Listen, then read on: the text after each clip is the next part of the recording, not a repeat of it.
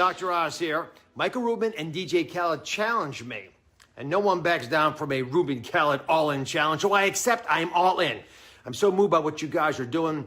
It's hard to be healthy when you're hungry. So let's fix this today by raising money to feed those in need. Now, I'm gonna have, ready for this? A lucky winner co-host my show with me. Together, we can make a difference. The All-In Challenge raised nearly $60 million for organizations that help feed those in need. One of the people who answered the call, a pioneer in the fields of health and longevity, and someone who has witnessed firsthand how food insecurity can take a toll on someone's lifespan and their well-being. Please welcome All-In Challenge winner, Dwayne Clark, who has brought us secrets to longevity. Now, spoiler alert, they're not what you think. Thank you for taking the challenge and being here today, Dwayne. Now, you founded an elder care community called Aegis Living, which cares for more than 60,000 individuals, and you've made it your business to figure out the secrets to longevity. I met you years ago at the Bastyr University facility. It's, an iconic institution, really done a lot of work researching longevity. Why has this issue been so important to you? Well, it happened to me at a very young age. My grandmother, when I was about 13, who lived with us, fell and broke her hip. She went into a nursing home. And, this was a really educated, smart woman, owned a business, spoke multiple languages. And when she went into that nursing home, all of a sudden, she changed, and the way she treated her changed. And that left an indelible impression in my mind about what is this all about? Why are people, once they cross the threshold of long-term care, why are they treated differently? And then I got into this field of senior housing.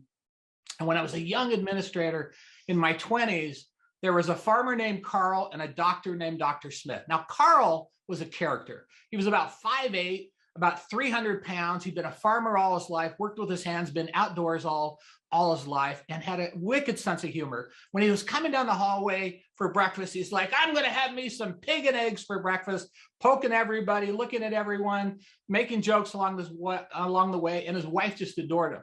Now, contrast that with Dr. Smith, who'd been in an office and worked for 40-some years as a GP in his office. His wife was kind of a henpecker. He was very quiet, not a big friend community. And I always thought, well, I'm going to come in one day and Carl's probably going to be passed away and Dr. Smith will live forever. And the exact opposite happened. What happened is the doctor passed away while I was a young administrator there, and Carl lived another decade. And that started curiosity for me. And I'm like, this is more than genetics. This is more than just body type. There's something else to this. Yeah, no, I've had that same experience, as you probably know, and it's life-altering. Now, you also had a personal medical scare landing you in the hospital. That was a wake-up call as well in your personal life, independent of your mom. Yeah, I actually started writing this book, 30 Summers More, about 7 or 8 years ago. And it started out being a book that was essentially going to be about the stories of the elderly people I'd worked for, over 60,000 residents that I'd worked with. And about 4 or 5 months into the research, I had this company retreat, a lot of younger executives there. I was eating rich foods, getting up in the morning because I'd always been an athlete. And I'm like, well, these guys are not going to outwork me. I'm going to outlift them. I'm going to outrun them. I'm going to, extend my workouts. And I'd get up the next morning and my body was like, oh God, I'm dying here. So, I'd pop the Advil, and then at night I'd drink the wine and lots of rich acidic foods. And I ended up with a GI bleed. While you're laying in a hospital hooked up to these machines, you start to contemplate life, right? And I thought, well, this book is just not about the stories of the people that I've taken care of. This should be a book about a wake-up call for people in their 40s and 50s and what they can do to change their life to live longer and live better. And that started a 5-year pursuit where I inflicted myself really as a guinea pig in studies and did crazy things that my personal doctor didn't always approve of. But I think I gained a lot of knowledge and research out of that. Well, when it's personal, you pay attention. So Dwayne has interviewed people in his assisted living communities about what keeps them young. And he's got some surprising answers from the people he spoke to. Now, what do you want? I'm going to do a little sleep to start us out here. See you, take one. I will be 104 on the 15th of July, as far as I know. Hiking, I love dogs. Baseball, because that's all I knew. Being Italian, I love Italian food. I love to be out on the ocean. bicycles, yes. How did you find out about bicycles? I sing. I do a lot of walking here. You know, I like to have fun. I'm a good tennis player. True. I live being with my family. I'm happy with my family together. Today, Dwayne is going to share secrets to longevity. And the first is to sit less. We have talked about this. Some people argue that sitting is a new smoking, but we are used to hearing exercise more. But you add to that specifically sitting less. I agree, by the way, but why do you think so? Well, Dr. Isaac, one of the comments I hear frequently is people say, you know, I'm going to live a lot longer than my dad because I go to the gym 2 or 3 days a week. And I go, but talk to me about your dad. Did he wash his car? Did he walk his dog? Did your mom hang their laundry out on the line? Did you have a landline that you had to get up and answer the phone? Did you ever go to the encyclopedia? All these things that we used to do were movement, right? And this little device, this little iPhone now has changed our world for convenience sake. So that is one of the problems that this generation is now facing. We are not moving enough. In fact, you know, the whole 10,000 steps thing is a big deal. You know, the American Heart Association recommends 10,000. What we do know is that under 5,000, your body will actually start to atrophy. So it's just moving your body. Our bodies were meant to move. And if we don't do that, you know, our longevity is not going to be great. Dwayne says the next secret to longevity is to do balance strength training. And again, very specifically, being balanced actually takes a little bit of effort. Why is this critical? Well, you know, I get asked a lot, you know, what are 2 or 3 things I can do to increase my longevity?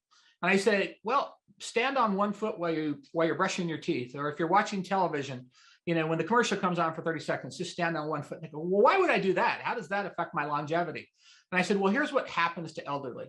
They come in, they have vibrant lifestyles, and all of a sudden, because they have poor balance, they trip and fall. Well, when they trip and fall, they usually break something, usually a hip. Well, then they go to the hospital, and guess what? They are on their back for 2 weeks, 3 weeks, 4 weeks. And guess what happens? They get pneumonia. So the root cause is not balance. The end result of their death on their death certificate is pneumonia. But the reason that they fell is because they had poor balance. So don't fall, you know, do some balance exercise. You know, that's where brushing your teeth for 30 seconds on one foot, whether it's during the commercial, you know, or just talking on a Zoom call, you know, go on one foot and perfect your balance, and that will help you prevent falls in the future. Coming up, the morning regimen that changed Dwayne's life and has him feeling younger than he did 20 years ago. We are back giving you secrets to longevity from a man who has made it his mission to uncover the things that keep us living and feeling younger for longer.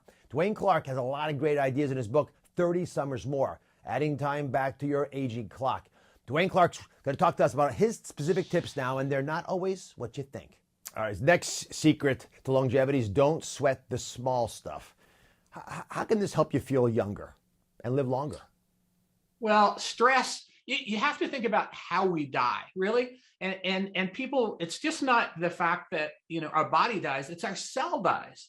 And one of the things that happen is, you know, if you look at cellular growth and everything, by the time we hit 30, before 30, we produce more cells than we can use. Once we reach the age of 30, we actually start to consume more cells than we can possibly, produce. And so one of the things that we have to do is think about what are the things that kills our cells. But one of the things is stress. You know, that's why I meditate. That's why, you know, we have good workout regimes. But more than anything else, let the small stuff go, right? If you're stuck in traffic, don't get all upset about it. If your daughter is 10 minutes late home from her date, don't stress out about it. You know, stop overscheduling yourself. These things are self-inflicted that are hurting yourself, that are killing your cells, and will shorten your longevity.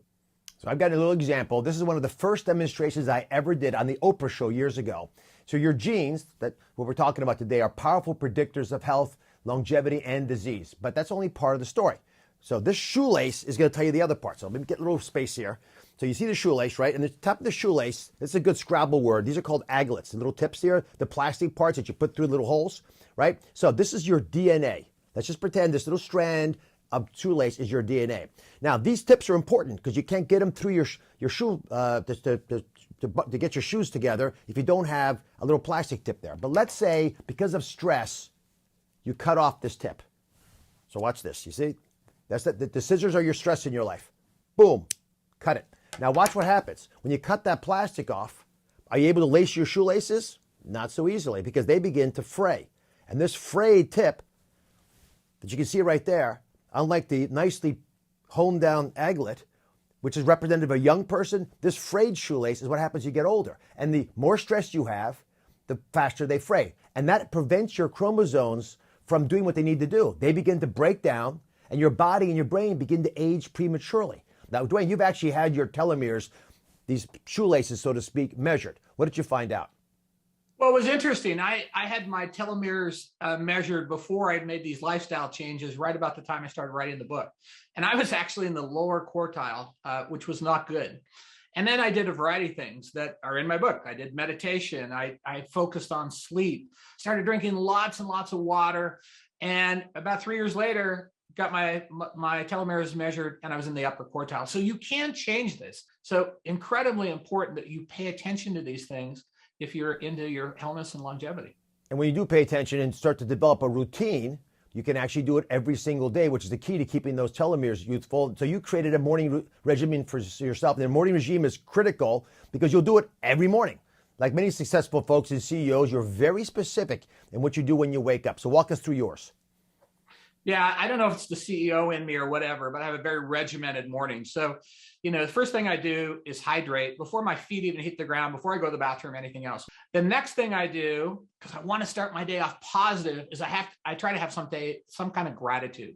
And whether that's, getting up and, looking out and saying, geez, thank you, universe, for the sunny day, or something I'm excited about, or geez, I had a great night's sleep. Start to be in gratitude. I then meditate. So as I said, I'm a big meditator. I try to meditate for 22 minutes a day. I have a very specific shake routine that I was telling you about that has about 20 vitamins in it, as well as, spinach and kale and blueberries. And then I try to work out 5 days a week. All those things combined, people are like, well, I don't have time for that. Sans the workout, it probably takes 15 or 20 minutes. Yeah, that's what they say, right? I'm in a rush in the morning. I don't have time for that stuff, but you figured it out. So how has your life changed since you adopted this routine? Well, it's a game changer. As I said, my telomeres totally changed. So that's scientific evidence that it changed. I've got more energy. I'm more creative. I'm a 63-year-old CEO, so I need that energy. Better mental health space, and my mood overall is better. I mean, it's a total game changer for life. Thank you for watching. Don't forget to subscribe and turn on notifications so you never miss out on new videos to live the good life.